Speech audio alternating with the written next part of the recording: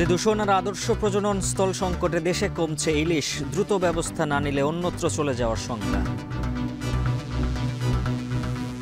Pollution না কমায় তাহলে ইলিশও এক সময় প্রাচুর্যতা কমতে কমতে বিলুপ্তের পথে চলে যাবে, অথবা সে তার মাইগ্রেটরি রুট চেঞ্জ করে ফেলবে।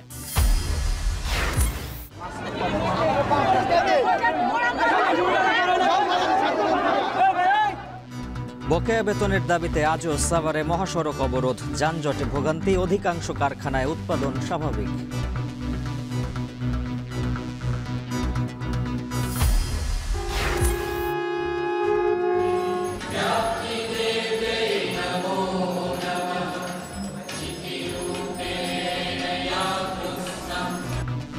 শুভ মহালয়ে দুর্গার আবাহনে দেবীপক্ষের সূচনা, চণ্ডীপাঠ, ঢাকার শঙ্খধ্বনিতে মণ্ডপে মণ্ডপে ভক্তদের আরাধনা।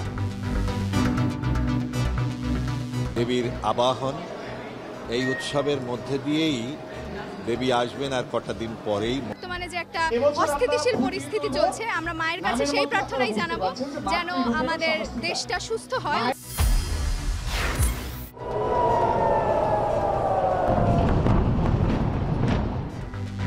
ইরানের ক্ষেপণাস্ত্র হামলার দাঁত ভাঙা জবাবের অঙ্গীকার ইসরায়েলের, মধ্যপ্রাচ্য অস্থিতিশীলতায় তেহরানকে দুষছে যুক্তরাষ্ট্র।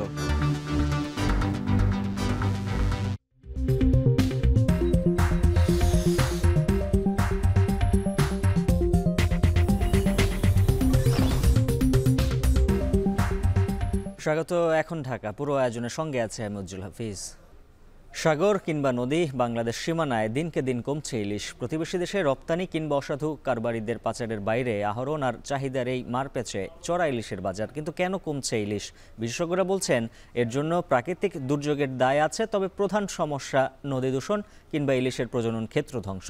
তাদের শঙ্কা, দূষণ বন্ধ করতে না পারলে পরিযায়ী এই মাছ ভিন্ন দেশেও চলে যেতে পারে। বাকিটা জানাবেন আজহার লিমন।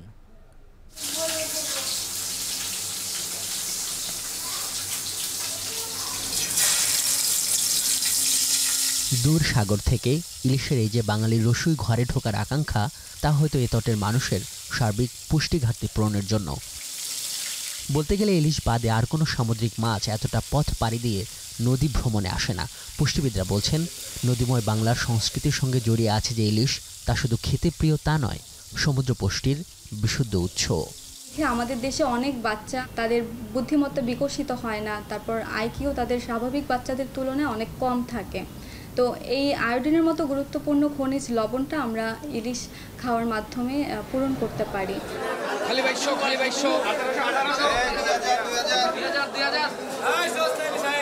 কিন্তু বাজার তো সহায় নয়। এই ভরা মৌসুমেও বাজারের থলেতে যে অন্তত একটা ইলিশ ঢুকছে না, তা নিয়ে কত আক্ষেপ এই মানুষদের। 1 কেজি মাছ যেগুলো, এগুলো হচ্ছে 1600 টাকা কেজি চলতেছে আজকের বাজার, ঠিক আছে। আর হলো আধা কেজি ওয়ালা মাছ যেগুলো, এগুলো চলতেছে আপনার 1000 টাকা কেজি।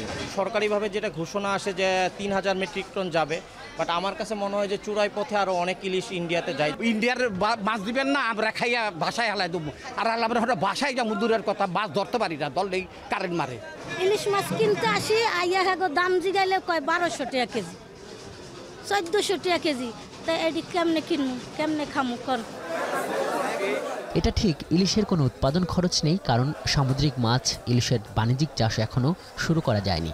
এবং বছর জুড়ে যে 5 থেকে 6 লক্ষ মেট্রিক টন ইলিশ আহরণ করা হয়, তার প্রায় অর্ধেক নদী থেকে আর অর্ধেক সমুদ্র থেকে। এবং বড় দাগে সমুদ্র থেকে যে 3টি পথ ধরে বাংলাদেশের নদীগুলোতে ইলিশ ঢোকে, তা হলো পটুয়াখালীর আন্ধারমানিক, চাঁদপুরের মেঘনা এবং চট্টগ্রামের কর্ণফুলী। চলুন এবারের ইলিশের মৌসুমের খোঁজ নেওয়া যাক।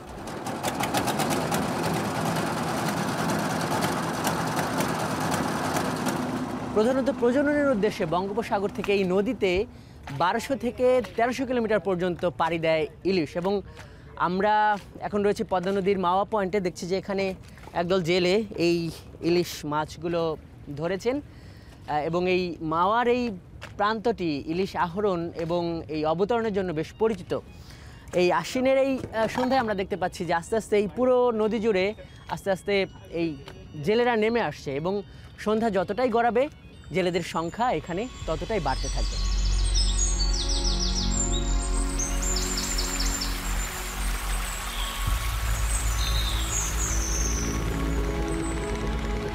সাবির, এই যে ট্রলারগুলো দেখা যাচ্ছে সন্ধ্যার পরই তো নদীতে নেমে গেল, কখন ফিরবে?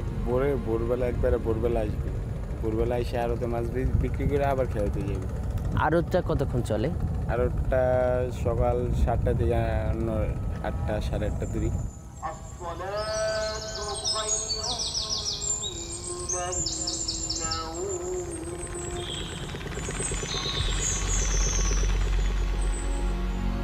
ভোরের আলো ফোটার সঙ্গে পাল্লা দিয়ে পদ্মা পারে মাঝঘাটমুখী ইলিশ ধরা ট্রলারগুলো।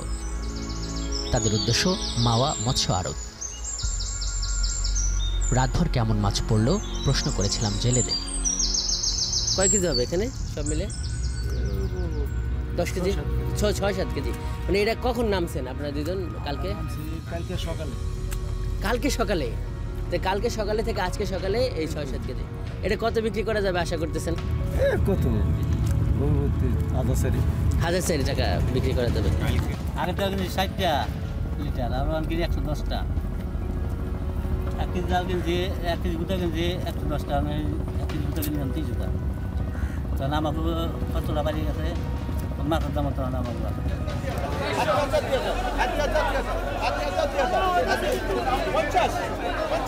ডাকে বিক্রি হওয়া ইলিশগুলোর দরও এখানে কম নয়। 1.5 থেকে 2 কেজি ওজনের ইলিশগুলোর ডাক উঠছে 1700 থেকে 1800 টাকায়। 200 থেকে 300 গ্রাম ইলিশগুলো বিক্রি হচ্ছে 300 থেকে 400 টাকায়। সব মিলে প্রায় 50 থেকে 60 লক্ষ টাকার বিক্রি কিনে হয় এই আড়তটিতে। প্রতি বছর মাছ কমতেছে, গেছে বছর দাম বেশি, তার চেয়ে এবার অর্ধেক মাছ বিক্রি করতে না। কতগুলো মাছই না এখন, ওই যে চায়না জল দিয়া দেশটা ধ্বংস হয়ে গেল।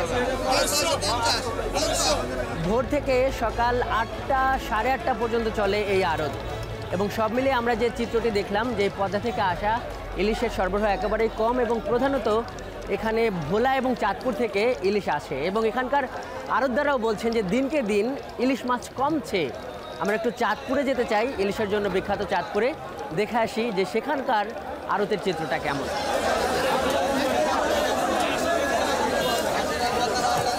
চাঁদপুরের এই বড় স্টেশন বাজারটি অবশ্য সকাল 10টার পর থেকে জমতে শুরু করে। বাজারে দেখা যাচ্ছে বড় সাইজের প্রতি কেজি ইলিশ 1800 থেকে 1900 টাকা দরে বিক্রি হচ্ছে, এবং এই যে বাড়তি দামের প্রবণতা তা সাম্প্রতিক বছরগুলোতে একই রকম দেখা যাচ্ছে। ব্যবসায়ীরা বলছেন নদীতে ইলিশ ধরা পড়ছেই কম। তাদের দাবি, চাহিদা এবং যোগানের মারপেচেই কমে আসছে না ইলিশের দাম পাইকারি এবং ভোক্তা পর্যায়ে। 2021 সালে প্রচুর পরিমাণ মাছ ছিল, পর্যাপ্ত পরিমাণ মাছ ছিল। 2022-এ থেকেই আমরা কম লক্ষ্য করছি। 2023 সালের সাথে 2024 সালের সাথে যদি আমরা কম্পেয়ার করি, তাহলে 23 সাল থেকে 24 সালে 50%-এরও কম। আহরণের বিপরীতে চাহিদা বাড়ার একটা প্রভাব ইলিশের বাজারে পড়েছে। ব্যবসায়ী ও জেলেদের এই দাবি তাদের বক্তব্যে স্পষ্ট, কিন্তু প্রশ্ন হলো ইলিশের আহরণ কমছে কেন? ইলিশ বিশেষজ্ঞরা বলছেন এর প্রধান কারণ উপকূল এবং নদীতে ইলিশের প্রজনন ক্ষেত্র ধ্বংস হওয়া। যখন ডিম থেকে সে খাবার উপযোগী হয়ে যায়, তখন উদ্ভিদকণা প্রাণীকণা যাকে পায় তাকে খেতে থাকে এবং সে বড় হতে থাকে। এই জীবন চক্রের জন্য পলিউশন যখন হবে, তখন এই উদ্ভিদ প্রাণীকণাগুলি থাকে না, প্রাচুর্যতা কমে যায়, তখন তার খাদ্যও থাকে না, ডিম ফুটে যে পোনা বের হয় এটি মারা যায়। কেন সুয়েরেজের পানি নদীতে যাবে? এটি তো যাওয়ার কথা নয়। ইলিশের ক্ষেত্র পলিউশন না কমায়, তাহলে ইলিশও এক সময় প্রাচুর্যতা কমতে কমতে বিলুপ্তের পথে চলে যাবে, অথবা সে তার মাইগ্রেটরি রুট চেঞ্জ করে ফেলবে। এই দেশ নয়, অন্য কোনো দেশকে সে পছন্দ করে সেদিকে চলে যাবে।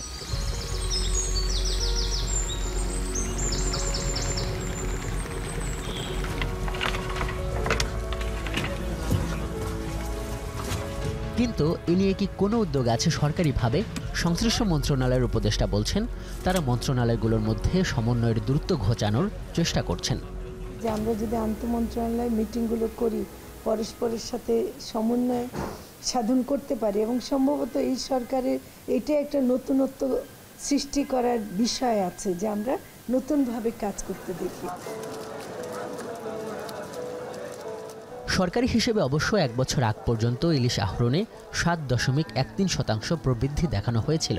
যদিও সবশেষ অর্থ বছরের খসড়া হিসেবে ইলিশ আহরণের পরিমাণ কমপক্ষে 41,000 মেট্রিক টন কম দেখানো হচ্ছে। প্রশ্ন হলো, ভারতে ইলিশ রপ্তানির অনুমতি এবং অবৈধ পথে ভারতে ইলিশ পাচার হয়ে যাওয়ার বিষয়ে সরকারের বক্তব্য কী? ইলিশ যেমন একটা প্রাকৃতিকভাবে সমুদ্র থেকে নদীতে আসে, তেমনি কিন্তু অপ্রাকৃতিকভাবে মানে ব্যবসায়িকভাবেও কিন্তু অনেক ভাবে চলে যাচ্ছে আর কি। তো সে দিকগুলো আমাদেরকে একটু চিহ্নিত করে আমরা একটু ব্যবস্থা নেওয়ার চেষ্টা করতেছি।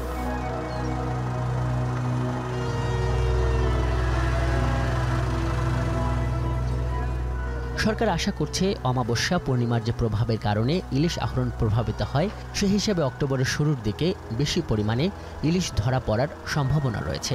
এছাড়া ভারতের সঙ্গে মিল রেখে নতুন করে ইলিশ ধরার নিষেধাজ্ঞার তারিখ নির্ধারণ করা হয়েছে, তাতেও ইলিশের প্রজনন ও আহরণ বাড়বে বলে মনে করেন এই উপদেষ্টা। আজহার লিমন, এখন, ঢাকা। বকেয়া বেতন ভাতার দাবিতে আজও সাভারের নবীনগর চন্দ্রা মহাসড়ক অবরোধ করে রেখেছেন একটি কারখানার পোশাক শ্রমিকরা। এতে মহাসড়কে তৈরি হয়েছে দীর্ঘ যানজট। সবশেষ পরিস্থিতি জানাতে সাভার থেকে যুক্ত আছেন সহকর্মী হুমায়ুন কবির। হুমায়ুন, জানাবেন, প্রতিদিনই তো দেখছি শিল্পাঞ্চলে কোনো না কোনো কারখানায় শ্রমিকরা আন্দোলনে নামছেন, বিক্ষোভ করছেন। যে কারখানার শ্রমিকরা আন্দোলন করছেন তাদের কত মাসের বেতন বকেয়ার পরিস্থিতি নিয়ন্ত্রণে প্রশাসনের তৎপরতা কেমন?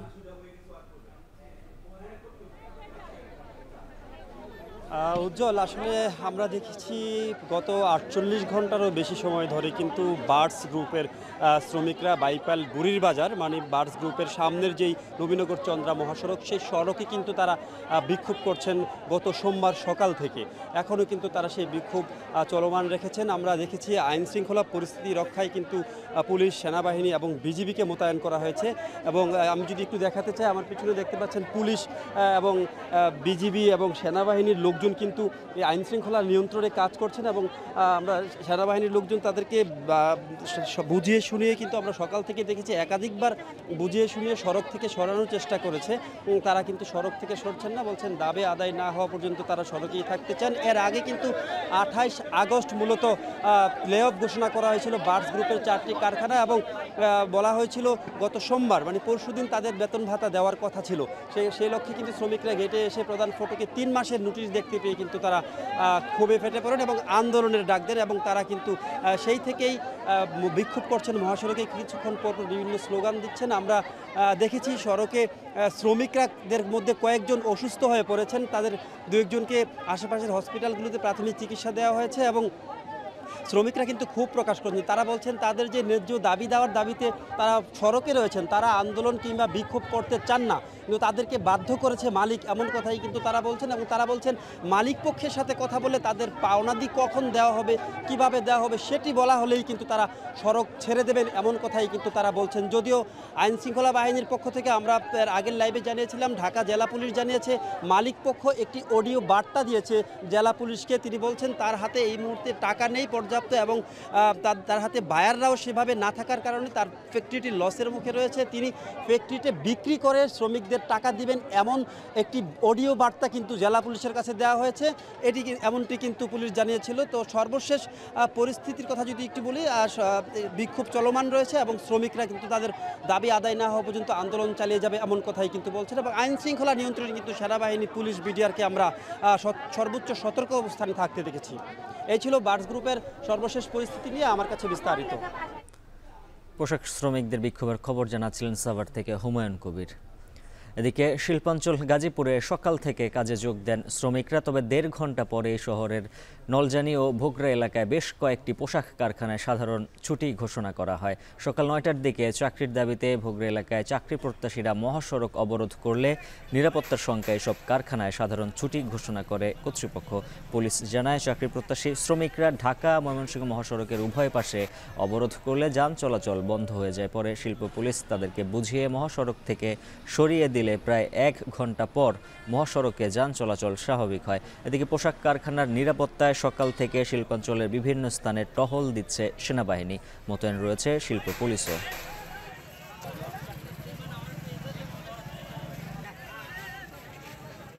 শুভ মহালয়ায় দুর্গার আবাহনে দেবীপক্ষের সূচনা। ভোর থেকে ঢাকেশ্বরী মন্দিরে চণ্ডীপাঠের মাধ্যমে মর্তলোকে আমন্ত্রণ জানানো হয় দেবী দুর্গাকে।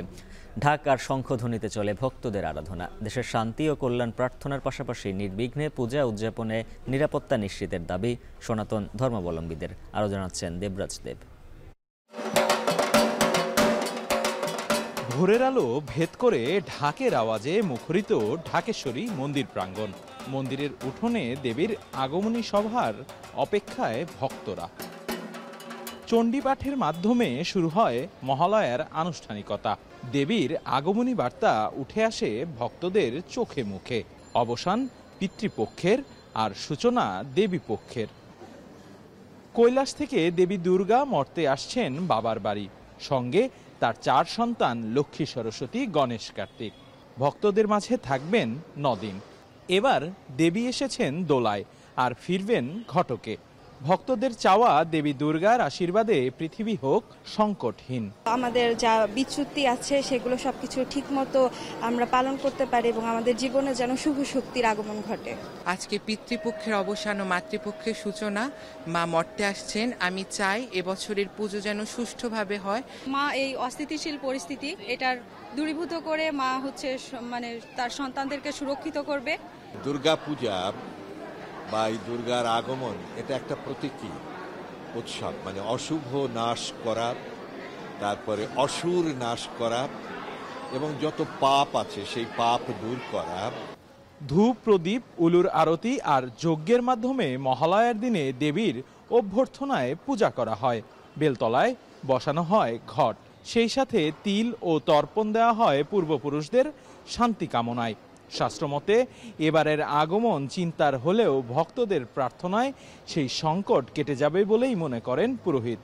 মহালয়া সে মহালয়ার সময়, আর তারপরে শুরু হবে শুক্লপক্ষের প্রতিপদ। এই দুটো সন্ধিকালে দেবী দুর্গা ধরায় আসেন এবং ভগবান ব্রহ্মার নির্দেশে তিনি বিল্ল বৃক্ষে অর্থাৎ বেল গাছে অবস্থান গ্রহণ করেন। ফলে বিল্ল বৃক্ষের নিচে আমরা আজকে তাকে আবাহন করলাম। বছর ঘুরে আবারও এলো দেবী পক্ষ। প্রকৃতিতে কাশফুল সেটি জানান দিচ্ছে। ঢাকের তালে, এই আরতির তালে ভক্তরা চান যেন পৃথিবী হয়ে উঠুক আরো বাসযোগ্য। ঢাকেশ্বরী মন্দির থেকে দেবরাজ দেব, এখন ঢাকা। সাবেক এমপি সালাম মোর্শেদি ও আব্দুর রউফ গ্রেফতার। একরামুল করিম চৌধুরীকে কারাগারে পাঠানোর নির্দেশ আদালতের।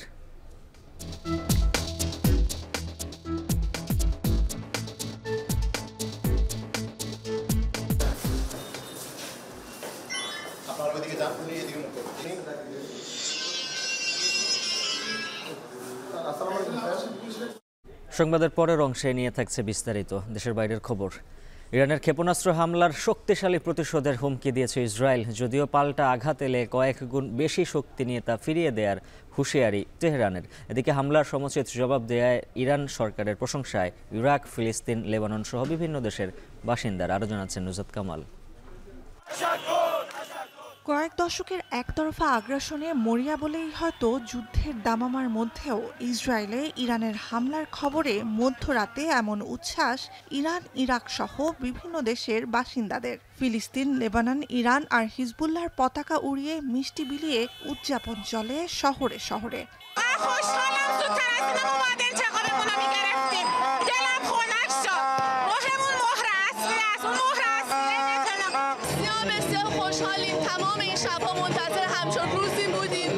চোখের দেখায় এ যেন রাতের অন্ধকার চিরে ছুটে যাওয়া আতশবাজি। কিন্তু পর মুহূর্তেই যখন বিস্ফোরণে কেঁপে উঠছিল চারপাশ, যুদ্ধের সতর্কতামূলক সাইরেনের আওয়াজে লুকাতে ব্যস্ত সারা দেশের মানুষ, তখন স্পষ্ট হয়ে ওঠে আতশবাজি নয়, শত শত ক্ষেপণাস্ত্র দখল করে নিয়েছে ইসরায়েলের আকাশ। মঙ্গলবার মধ্যরাতে ইসরায়েলি ভূখণ্ড লক্ষ্য করে 180টির বেশি ব্যালিস্টিক মিসাইল ছোড়ে ইরান। বলা হচ্ছে ইসরায়েলে এ যাবৎকালের সবচেয়ে বড় সামরিক হামলা এটি। এজন্য ইরানকে চড়া মাশুল গুনতে হবে বলেও সতর্ক করেছে তেল আবিব। אנחנו נמצאים במוכנות גבוהה בהגנה ובהתקפה. אנחנו נגן על אזרחי מדינת ישראל. יהיו לירי הזה השלכות. איראן עשתה ערב טעות גדולה, והיא תשלם על כך. המשטר באיראן לא מבין את נחישותנו להגן על עצמנו ואת נחישותנו לגמול לאויבינו. অবরুদ্ধ গাজা উপত্যকায় বছরব্যাপী সর্বাত্মক সামরিক অভিযান চলতে থাকার মধ্যেই লেবাননেও গত 2 সপ্তাহ ধরে হামলা চালিয়ে যাচ্ছে ইসরায়েল। চালিয়েছে একের পর এক গুপ্ত হামলা, হত্যা করেছে ইরান সমর্থিত সশস্ত্র রাজনৈতিক সংগঠন হিজবুল্লাহর প্রধান সহ বেশ কয়েকজন শীর্ষ নেতাকে। এর প্রতিশোধ নিতেই মঙ্গলবারের হামলা, পাল্টা আঘাত এলে কয়েক গুণ শক্তিতে তাও ফিরিয়ে দেওয়ার হুমকি তেহরানের। که به دیوانگی رسیده کنترل نشه توسط امریکا و اروپا و بخواد چنین جنایت‌هایی رو ادامه بده و یا علیه حاکمیت و تمامیت ارضی ما وارد عمل بشه এবারই প্রথম কোনো হামলায় হাইপারসনিক ফাত্তাহ মিসাইল ব্যবহার করেছে ইরান। দেশটির অভিজাত সশস্ত্র বাহিনী রিভলিউশনারি গার্ডসের দাবি 90% ক্ষেপণাস্ত্র লক্ষ্যে আঘাত করেছে। হামলায় ইসরায়েলের ধ্বংসযজ্ঞও লক্ষণীয়। যদিও ইরানের ছোড়া অনেক ক্ষেপণাস্ত্র আকাশেই ধ্বংসের দাবি করেছে ইসরায়েল ও দেশটির ঘনিষ্ঠতম মিত্র যুক্তরাষ্ট্র। মধ্যপ্রাচ্যে মোতায়েন মার্কিন নৌবাহিনীর 2টো ডেস্ট্রয়ার থেকে গুলি করে ইরানের 10টির মতো ক্ষেপণাস্ত্র ধ্বংস করা হয়েছে বলে জানিয়েছে যুক্তরাষ্ট্রের প্রতিরক্ষা দপ্তর Pentagon. I condemn this attack unequivocally. I'm clear-eyed. Iran is a destabilizing, dangerous force in the Middle East, and today's attack on Israel only further demonstrates that fact. গাজায় ইসরায়েলি আগ্রাসনের বছর পূর্ণ হতে বাকি মাত্র 3 দিন। দীর্ঘ এ সময় 41,600-র বেশি ফিলিস্তিনিকে হত্যা করেছে নেতানিয়াহু প্রশাসন। লেবাননেও গেল 10 দিনের অভিযানে নিহত আরও হাজারের বেশি। পশ্চিম তীর সহ সবখানেই দীর্ঘ হচ্ছে মৃত্যুর মিছিল। এই সব ঘটনাকেই ইসরায়েলের আত্মরক্ষার নাম দিয়ে মধ্যপ্রাচ্যে অস্থিরতার জন্য ইরানকে দায়ী করছে মার্কিন প্রশাসন। নুজহাত কামাল, এখন বিশ্ব। এদিকে ইরান ইসরায়েলের চলমান সংঘাত নিয়ে প্রধানমন্ত্রী বেনিয়ামিন নেতানিয়াহুর সঙ্গে আলোচনা করবেন মার্কিন প্রেসিডেন্ট জো বাইডেন। ইরানকে কিভাবে জবাব দেয়া হবে মূলত সে বিষয়ে দুই নেতা আলোচনা করবেন। ইরানের ছোড়া ক্ষেপণাস্ত্রের বেশিরভাগই ধ্বংস এবং প্রতিরোধ করা হয়েছে। ইরানের আক্রমণে খুব একটা ক্ষয়ক্ষতি হয়নি ইসরায়েলে।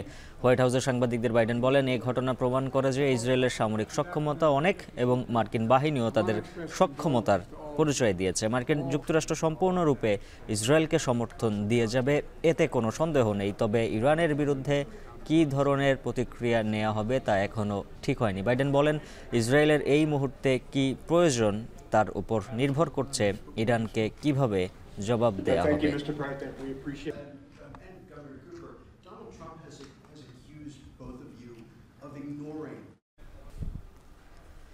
সচিবালয়ে জনপ্রশাসন সংস্কার কমিশনের প্রধান আব্দুল মুঈদ চৌধুরীর সঙ্গে সরকারি চাকরিতে প্রবেশের বয়সসীমা 35 বাড়ানোর প্রত্যাশীদের প্রথম বৈঠক চলছে। সেখান থেকে সরাসরি যুক্ত হচ্ছেন সহকর্মী মুন্নাফ রশিদ।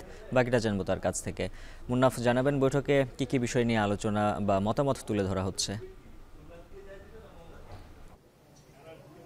উজ্জ্বল, মূলত বৈঠকটি আজকে প্রথম যে বৈঠক, আপনি যেমন বলছিলেন যে আজকে প্রথম বৈঠক, এবং এই যে বৈঠকটি হচ্ছে একটি কমিটি গঠন করা হয়েছে এই সরকারি চাকরিতে প্রবেশের যে বয়সসীমা 35 করার বিষয় যে আন্দোলন চলছিল, সেই আন্দোলনে আমরা দেখেছিলাম যে 30 তারিখে একটি পরিস্থিতি, অন্যরকম পরিস্থিতি দেখেছিলাম যে যারা আন্দোলন করছিল তাদের সাথে পুলিশের কিছুটা সংঘর্ষ বেঁধেছিল। এরপরে ওই দিনই আমরা দেখেছিলাম যে একটি কমিটি গঠন করা হয়েছে। সেই কমিটির আজকে বৈঠক হচ্ছিল এবং বৈঠক যতটুকু জানতে পেরেছি যে এখনই বৈঠক শেষ হয়ে গেছে। প্রায় 1.5 ঘন্টার বৈঠক চলছিল এবং সেই বৈঠকে কিন্তু ছাত্রদের যে প্রতিনিধি ছিলেন 7 জন এবং কমিটির প্রধান ছিলেন আব্দুল মুঈদ চৌধুরী এবং সদস্য সচিব যে সিনিয়র সচিব জনপ্রশাসন মন্ত্রণালয়ের ডক্টর মুখলিসুর রহমান, তিনি সহ বৈঠকটি কিছুক্ষণ এখনই শেষ হয়েছে এবং কিছুক্ষণের মধ্যেই তিনি সাংবাদিকদের সামনে ব্রিফ করবেন আমরা যতটুকু জানি, এবং যখন ব্রিফ করবেন তখন বিস্তারিত বলতে পারবো। তবে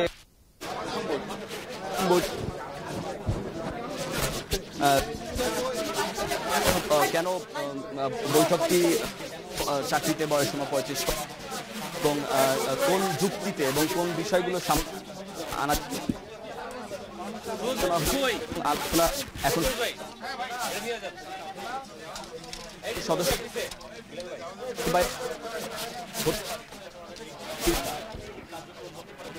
আগামী 7 দিনের যে প্রয়োজন আমাদের কথা রয়েছে, এরপরে মূল সিদ্ধান্তটা আমরা জানতে পারবো।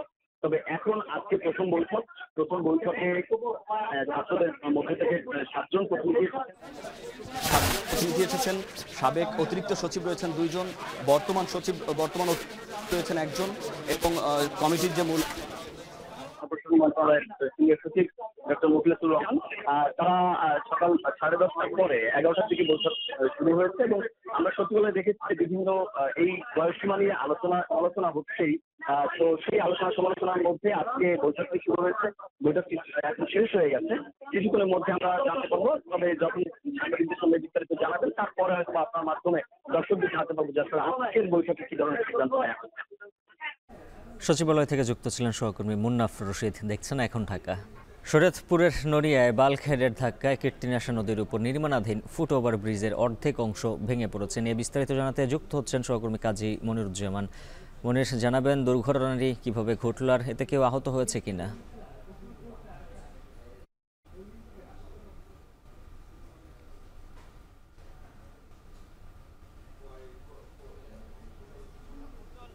মূলত এই সেতুটি নির্মাণ করা হয়েছিল পায়ে হেঁটে চলার জন্যই। আজ সকাল 8:30টার দিকে এই সেতুর সাথে একটি বালু বোঝাই জাহাজ ধাক্কা খায় এবং ধাক্কা খাওয়ার সাথে সাথে কিন্তু এই সেতুর একটি পিয়ার এবং একটি স্ল্যাব কিন্তু ভেঙে পড়ে এবং সেই পিয়ারটি এবং স্ল্যাবটি এখনও কিন্তু সেই বালু বোঝাই জাহাজের উপরেই রয়েছে।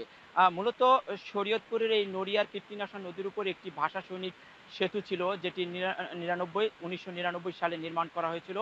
17 বছরের মাথায় সেই সেতুটি ঝুঁকিপূর্ণ হওয়ায় কিন্তু সেতুটির স্থলে আরেকটি নতুন সেতু নির্মাণ করার কথা ছিল এবং সেই সেতুটির কাজও চলছিল। দীর্ঘ 7 বছর ধরে সেই সেতুটির কাজ চলছিল, কিন্তু সেই সেতুর কাজ কিন্তু 40% শেষ হয়নি। এখন কিন্তু পুরোপুরি সেই সেতুর কাজ বন্ধ রয়েছে। এর মধ্যেই কিন্তু সেই পুরনো সেতুটি ভেঙে ফেলে এবং মানুষের যাতায়াতের জন্য কিন্তু কোনো ব্যবস্থা ছিল না। মানুষ এখানে ইঞ্জিন চালিত নৌকায় করে পারাপার হতো এবং প্রতিদিনই কিন্তু দুর্ঘটনার শিকার হতো। এখানে মানুষ পড়ে যেত, যানবাহনও পড়ে যেত।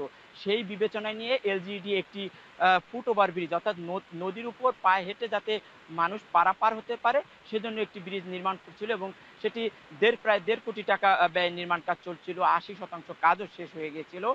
বলা হচ্ছিল যে খুব শীঘ্রই এটি খুলে দেওয়া হতো। তবে আজ সকালে এই বালু বোঝাই একটি বা জাহাজের সাথে ধাক্কা খেয়ে কিন্তু পিলারটি ভেঙে যায় এবং স্ল্যাবও ভেঙে গেছে। 5টি স্ল্যাব রয়েছে এবং 4টি পিয়ার রয়েছে।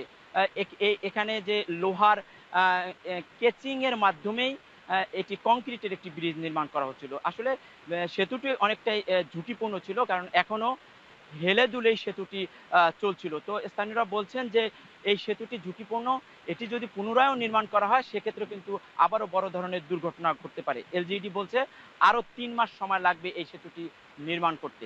উজ্জ্বল। কাজী মনিরুজ্জামান যুক্ত ছিলেন শরীয়তপুর থেকে। জুলাই আগস্টের আন্দোলন ও এর পরবর্তী পরিস্থিতির কারণে কমেছে রাজস্ব আদায়। তবে সরকারের নানামুখী পদক্ষেপ ও ব্যবসায়ীরা সঠিকভাবে শুল্ক কর দিলে রাজস্ব আদায়ে ঘাটতি হবে না বলে দাবি এনবিআর চেয়ারম্যান আব্দুর রহমান খানের। সকালে বন্দর ও কাস্টমস কর্মকর্তাদের সাথে মতবিনিময় সভায় তিনি আরও বলেন, এসআইকুডা ওয়ার্ল্ডের সার্ভারের সংকট নিরসন ও পূর্ণাঙ্গ অটোমেশনে এনবিআর জোর দিচ্ছে। কোনো হয়রানি ছাড়া দ্রুত ও সিমলেস সেবা নিশ্চিতে কর্মকর্তাদের দক্ষতা বাড়াতে নির্দেশনা দেন তিনি। বন্দরে স্ক্যানার সংকট নিরসনে নতুন 5টি স্ক্যানার দ্রুত স্থাপনের পাশাপাশি বন্দরের কন্টেইনার জট নিরসনে চট্টগ্রাম কাস্টমস হাউস কাজ করছে বলেও জানান এনবিআর চেয়ারম্যান। আমাদেরকে প্রফেশনাল হতে হবে, আমাদের এফিসিয়েন্সি লেভেল বাড়াতে হবে এবং আমাদের ক্লায়েন্ট ওরিয়েন্টেড হতে হবে। আমরা যেহেতু বিজনেস পিপলদেরকে সার্ভ করি, তাদের প্রতি আমাদের সহমর্মী হতে হবে এবং তাদেরকে দ্রুত আমরা সেবা দিব এবং সেই সেবাটা হবে সিমলেস, সেখানে কোনো রকমের কোনো হয়রানি থাকবে না। এটাই হচ্ছে আমার মৌলিক নির্দেশনা। সচিবালয়ে ব্রিফিং হচ্ছে। সরকারি চাকরি প্রত্যাশীদের 35 করার বিষয়ে সরাসরি চলে যাচ্ছে সেখানে সাক্ষাৎ করার জন্য। সেখানে আন্দোলনরত অবস্থায় আমাদেরকে আমাদের প্রধান উপদেষ্টা ভিতরে যাওয়ার জন্য অনুমতি প্রদান করেন। আমরা সেখানে বসে 2 জন উপদেষ্টার সাথে মাননীয় উপদেষ্টা আসিফ মাহমুদ এবং হচ্ছে যে নাহিদ ইসলাম, আমরা 2 জনের কথা বলেছি। আমাদের যে দাবির সম্পর্কে তারা বিস্তারিত জানতে চেয়েছেন, আমরা তাদেরকে জানিয়েছি। আমাদের মূল দাবি যেটি, সেটা হলো যে আন্তর্জাতিক মানদণ্ড অনুযায়ী যৌক্তিকতার সাপেক্ষে বাংলাদেশের চাকরিতে আবেদনের বয়সসীমা ন্যূনতম ৩৫ এবং শর্ত সাপেক্ষে উন্মুক্ত। তো সেই আলোচনার পরিপ্রেক্ষিতে আমাদের উপদেষ্টা মাননীয় আসিফ মাহমুদ এবং নাহিদ ইসলাম দুইজন আমাদের সাথে আলোচনা করে আমাদের বর্তমান অন্তর্বর্তীকালীন সরকারের জনপ্রশাসন সংস্কার উপদেষ্টা বা আহ্বায়ক ডক্টর আব্দুল মুহিত স্যারের সাথে আলোচনা করার জন্য, যেহেতু এটি জনপ্রশাসন মন্ত্রণালয়ের কাজ, সেহেতু স্যারের সাথে কথা বলার জন্য আলোচনা করার জন্য আমাদের একটা মিটিংয়ের টাইম নির্ধারণ করে দিয়েছিলেন। সেই সুবাদে আমরা গতকালকে আব্দুল মুহিত স্যারের সাথে আমরা সাক্ষাৎ করার জন্য ফোনে কথা বলেছি। স্যার আমাদেরকে খুব সুন্দরভাবে বলেছেন যে আজকে আমাদের সাথে একটি মিটিং করবেন। মূল বিষয় হচ্ছে যে চাকরিতে আবেদনের বয়সসীমা ন্যূনতম ৩৫, শর্ত সাপেক্ষে উন্মুক্ত। এই বিষয়টি নিয়ে আজকে আমরা স্যারের মিটিং কল টাইম অনুযায়ী আমরা আজকে এখানে এসেছি। আপনারা দেখতে পেয়েছেন যে আমরা স্যারের সাথে আলোচনা করেছি। স্যার আমাদের সাথে আলোচনা করার জন্য একটি টিম গঠন করেছেন। এখন ভিতরে আমাদের সাথে যে ব্যাপারগুলো নিয়ে কথা হয়েছে আমি জাস্ট সংক্ষেপে বলবো। আমাদের যে দাবি যৌক্তিক, এই যৌক্তিকতার পক্ষে প্রত্যেকজন স্যার আমাদের কথা শুনেছেন এবং আমাদের দাবি যৌক্তিক। এই যৌক্তিকতার নিরিখে আমাদের আলোচনাগুলোকে স্যাররা অ্যাপ্রিসিয়েট করেছেন এবং স্যাররা আমাদের কথাগুলোকে বিশ্লেষণ করে আগামী ৭ কার্য দিবসের মধ্যে একটি চমৎকার বৈষম্যহীন বাংলাদেশ গড়ে তোলার জন্য একটি প্রতিবেদন প্রকাশ করবেন। যদি ৩৫ বছর না করে কোনোভাবে যদি কম বয়স করে অথবা তারা যে সিদ্ধান্তটি নেবে ৩৫ করা হলো না, আপনার দাবি সেটা আপনারা মানবেন কি? স্যার আমাদের সাথে যে যতটুকু কথা হয়েছে আন্তরিকভাবে উনি বলেছেন যে বৈষম্যহীন বাংলাদেশ গড়ার ক্ষেত্রে যে যৌক্তিক দাবি নিয়ে তোমরা এসেছো, আমরা অবশ্যই একটি সুন্দর বাস্তবসম্মত একটি সমাধান দিব। আমরা স্যারকে দাবি জানিয়েছি, স্যার এমন একটি সুন্দরভাবে সমাধানের পথ বেছে নেবেন যাতে আন্দোলন মাঠে থেকে না যায়। শর্ত সাপেক্ষে উন্মুক্ত বিষয়টা পরিষ্কার করেন। সরাসরি যদি বলতেন ৩৫ না হলে আপনারা মানবেন কি? আমরা ৩৫ এর দাবিতে হতে হবে নাকি মাঝামাঝি সমঝোতায় আসতে হবে? আপনারা যদি আনুষ্ঠানিকভাবেই নোয়াখালী ৪ আসনের সাবেক সংসদ সদস্য একরামুল করিম চৌধুরীকে গ্রেফতারের পর কারাগারে পাঠানোর নির্দেশ দিয়েছেন আদালত। সকালে নোয়াখালীর সিনিয়র জুডিশিয়াল ম্যাজিস্ট্রেটের আদালত তাকে কারাগারে পাঠানোর নির্দেশ দেন। এর আগে মঙ্গলবার রাতে চট্টগ্রাম নগরীর খুলশী থেকে গ্রেফতার করা হয় একরামকে। তার বিরুদ্ধে সুধারাম ও সোনাইমুড়ি থানায় হত্যা মামলা, একটি বিস্ফোরক ও অপহরণ মামলা এবং কবিরহাট থানায় একটি অস্ত্র মামলা সহ মোট 4টি মামলা রয়েছে। র্যাব জানায় গোপন সংবাদের ভিত্তিতে তাকে খুলশীর একটি বাড়ি থেকে গ্রেফতার করা হয়। এ সময় তার কাছ থেকে উদ্ধার করা হয় টাকাসহ কিছু বৈদেশিক মুদ্রা। এর আগে একরামুল করিম চৌধুরী 2008 সালের 29শে ডিসেম্বর অনুষ্ঠিত নবম সংসদ নির্বাচনে প্রথমবার সংসদ সদস্য হন। পরে দশম, একাদশ ও দ্বাদশ জাতীয় সংসদ নির্বাচনেও তিনি পুনরায় সংসদ সদস্য নির্বাচিত হন।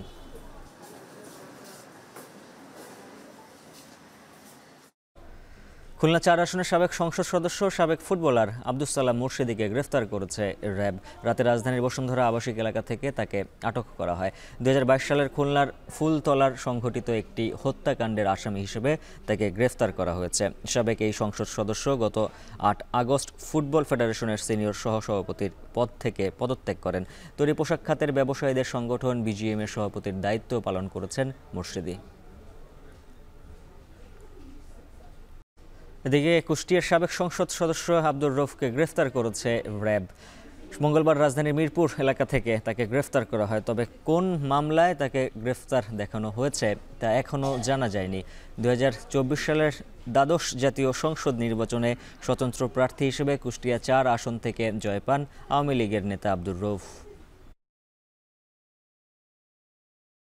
পল্টন থানার গাড়ি পোড়ানোর মামলায় বিএনপির মহাসচিব মির্জা ফখরুল ইসলাম আলমগীর, রুহুল কবির রিজভী সহ ৮ জনকে খালাস দিয়েছেন আদালত। বুধবার ঢাকার চিফ মেট্রোপলিটন ম্যাজিস্ট্রেট আদালতে মামলাটির শুনানি অনুষ্ঠিত হয়। শুনানি শেষে মামলা থেকে তাদের খালাস দেন ম্যাজিস্ট্রেট জিয়াদুর রহমানের আদালত। আইনজীবী বলেন, 2012 সালে সিটি কর্পোরেশনের ময়লার গাড়ি পোড়ানোর ঘটনায় পল্টন থানায় একটি মামলায় দীর্ঘ 12 বছর পর খালাস পেয়েছেন তারা।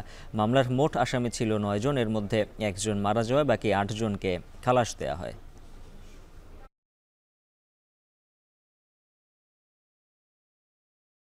ফখরুল ইসলাম আলমগীর এবং বিএনপির সিনিয়র যুগ্ম মহাসচিব অ্যাডভোকেট রুহুল কবির রিজভী 14 বছর পরে একটা মামলা থেকে খালাস পেয়েছেন। এই মামলাটি হয়েছিল পল্টন থানায় ময়লা গাড়ি পোড়ানোর মামলা। ওনাদের মতো সজ্জন ব্যক্তি, তাদেরকে বিগত সরকার কতটা হেয় প্রতিপন্ন করার জন্য একটা ময়লা গাড়ি পোড়ানোর মামলা দিয়ে আজকে এত বছর হয়রানি করেছেন। জনাব মির্জা ফখরুল ইসলাম আলমগীর ও অ্যাডভোকেট রুহুল কবির রিজভী সহ 8 জনকে এই মামলা থেকে খালাস দিয়েছেন। শেষ করছি এখন ঢাকা, তবে তার আগে শিরোনামগুলো জানিয়ে দিচ্ছে আরও একবার। নদী দূষণ আর আদর্শ প্রজনন স্থল সংকটে দেশে কমছে ইলিশ, দ্রুত ব্যবস্থা না নিলে অন্যত্র সরে যাওয়ার শঙ্কা। পলিউশন না কমায় তাহলে ইলিশও এক সময় প্রাচুর্যতা কমতে কমতে বিলুপ্তের পথে চলে যাবে, অথবা সে তার মাইগ্রেটরি রুট চেঞ্জ করে ফেলবে।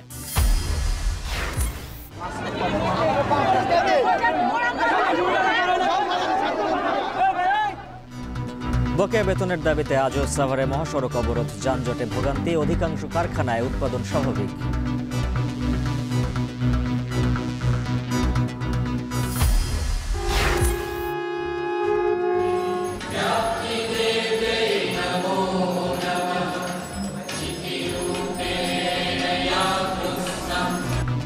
শুভ মহালয়া দুর্গার আবহনে দেবীপক্ষের সূচনা।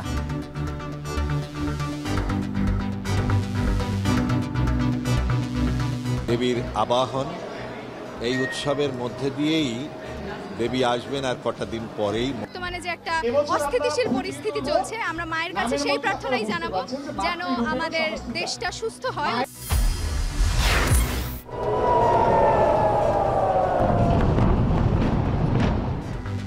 এবং ইরানের ক্ষেপণাস্ত্র হামলার দাঁত ভাঙা জবাবের অঙ্গীকার ইসরায়েলের। মধ্যপ্রাচ্যে অস্থিতিশীলতায় তেহরানকে দুষছে যুক্তরাষ্ট্র।